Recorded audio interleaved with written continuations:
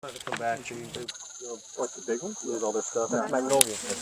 Yeah, magnolia. I got my ass beat, but as a kid. Steel magnolias. You got your I got my butt beat.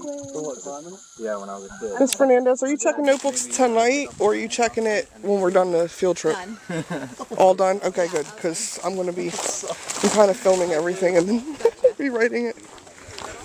It'll make it easier for us all to catch up too, because I can put it on my computer. There you go. We can watch our movie. Wrong turn 3. Oh no.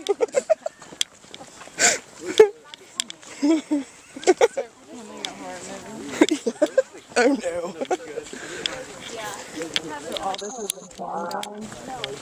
No, this was.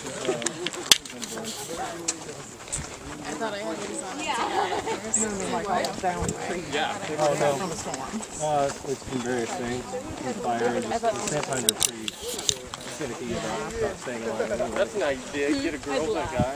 I was about to be saying That way you can come up here during the summer. What type of Man, now we're birds do you have here? We got a lot of birds here. This is a big migration spot. So actually the migration should be starting here pretty soon. So keep your eyes open. For what? Birds. Migrating birds? Yeah. Here, do me a favor, move to this way so that Noodles our runner can get through. I just want to stop here because you can see everything's kind of opened up down here.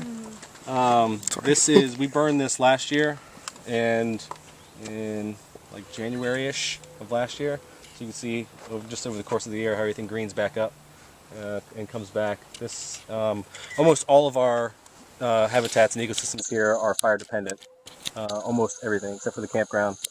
As much as I'd like to burn it down sometimes. And we have some hardwood hammocks over on the west side that aren't fire dependent, but it's very, very small. Most everything else is. So this is a drainage. You can kind of see everything kind of slopes down that way, and it's sloping towards Campbell Lake, which is through the opening in those far trees down there. So I just wanted to point this out. This is we burned this on a 3-year rotation. This particular zone. And we burned it last year, so we won't burn it again for another 2 years.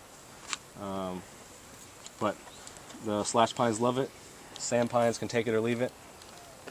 Everything we just walked through back there, these are almost all sand pines all around you.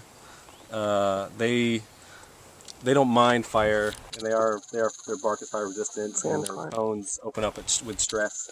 But here, stress comes in the form of fire, but it also comes in the form of salt spray. From hurricanes? Yeah, it does. Sometimes not even a hurricane. It's just a strong wind off the Gulf will kick up the salt spray. If you go down there, there's just a salty white haze down the beach, and it just gets all over you. That's also one of the main actions for pruning. Not so much back here, but down on the beach in the dune areas. You'll see it on the windward side. It kills off branches and flowers when they throw them up, and so everything that's out of the salt spray will grow. So everything kind of grows with a slant, and that's how you tell what the prevailing wind is looking at the slant of the vegetation down there off the dunes. Any questions so far? Yes. You mentioned hardwood hammocks. What type of hardwood trees? Cedar and... We have like big live oaks, big magnolias. We have some hickory, stuff like that.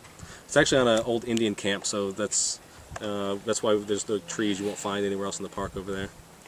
Interesting. Yeah, the Indians used to camp there. Are we gonna see where the because I read online to where it was like metal trails or something? We're gonna see that tomorrow morning. Tomorrow? Okay. Interesting. On the dune walk. Good job. Heads up, runner. Oh, everybody over. Alright, hey, what do you see this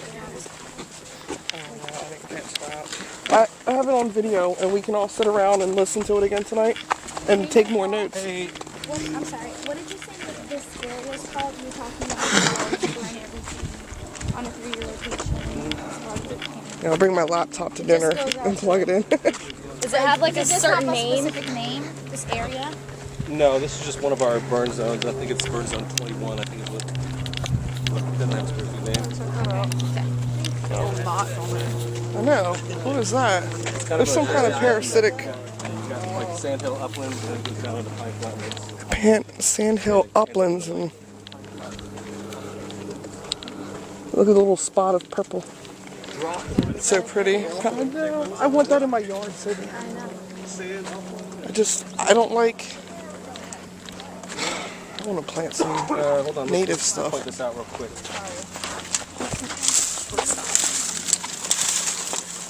So this is one of our endangered plants that we have in the park. Really? This is large leaf jointweed. It's what? Large leaf jointweed. Okay. Joint. Yep. Joint It's leaf, okay to laugh. large It is a pretty leaf funny joint name. weed. But it is, It is funny. it's not named for smokability. It's only named because it has these joints on the stem all the way down. This one has not started to get its leaves back yet, but you can tell this because it'll get leaves up here on the top part, and this bottom part will be kind of woody and scraggly looking, so it looks kind of sick all the time. It gets kind of large green leaves, and then it throws up. Well, they've broken off, but it throws up its flowers really high in October, and sometimes they call it October flower. The scientific name is Polygonella macrophylla. Don't worry about it. Got it. That was for me. Nice, that was But it's good. really, this is really pretty in the fall because as you can see, there's some all through here, and it throws these really tall flowers up that are white and kind of pinkish. Is it native? Yes, and it's endangered due to habitat loss. It occurs in open sandy areas, uplands, relic dunes, and that's the main reason why it's endangered is that its proclivity to dunes out there by the beach. Where most people will build their houses along the coast. So really sad. here we have some really tall old dunes out there on the south side of the lake, which we're about to see, and this just is abundant all through there. And there's Awesome. there's a couple other kinds. This is the only endangered one. There's a showy October flower, and then a grassy jointweed that all grow out in the dunes. What's the color of the flower? It's white. It starts out white and then it turns to a pink. Nice. Yeah. There's more right And there. it's kind of like Really large? no, the petals are really tiny. Yeah. There's another one right there. Yep, it's all. We have a really large population over here at the park. The other big population is over at Big Lagoon over by Pensacola.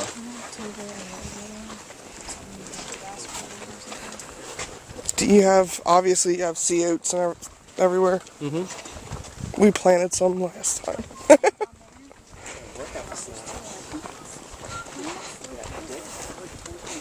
There's evidence of the burn right there. Yeah. Is that our campfire wood?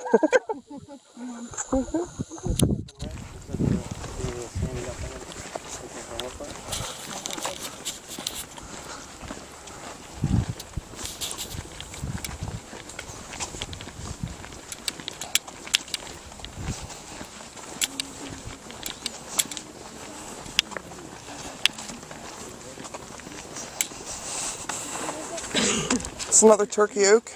Yeah, That's a nice one. that's a bigger one there. Yeah, that's really pretty. It just looks so different from what we've got.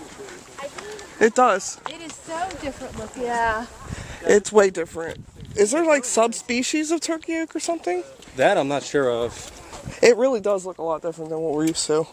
But we're way down south, so.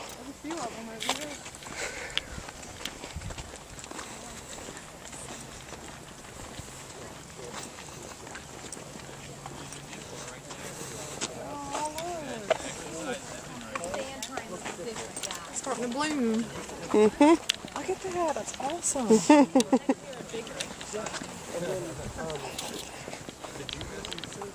All right, let's see what he does on the bars here. All right, it's your turn. You're up. I'm ready. I'm filming right here.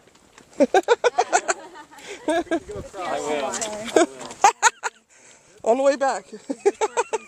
The trail back there. No, it actually, if you walk down, you'll run into it. Actually, it's running at an angle that way, up towards 98. Okay, you know what? The fish is very protein, so we should go to the source and get back and chow down on your Fish tonight. For your beach area, what do you guys do about erosion? Nothing? We let nature take its course here. No dredging or anything like that? Oh, look at it. So this is one of my favorite trees we have here in the park. This is parsley-leaved hawthorn. What is it? Parsley-leaved hawthorn. Parsley-leaved hawthorn. Yeah, and the leaves are just now starting to come out. They don't really have that parsley leaf shape yet, but they will get it. Watch the thorns. Little serrated edges. I like it because it likes woodland edges, so it's very showy. So you see it along the sides of the road. It grows in this kind of scraggly manner, which is aesthetically pleasing to me. And then in the spring, here shortly, it'll start growing buds on it, and it has these really pretty small white flowers all over it. And so that's why I like it, because like I said, it grows on the side of the road, so it shows itself off. Cool. And I notice them all over the place around the area, but they're all over the sides of the roads up here in these uplands. Native. Yeah. Yep. So I just wanted to point that out. Very cool. It's coming shortly.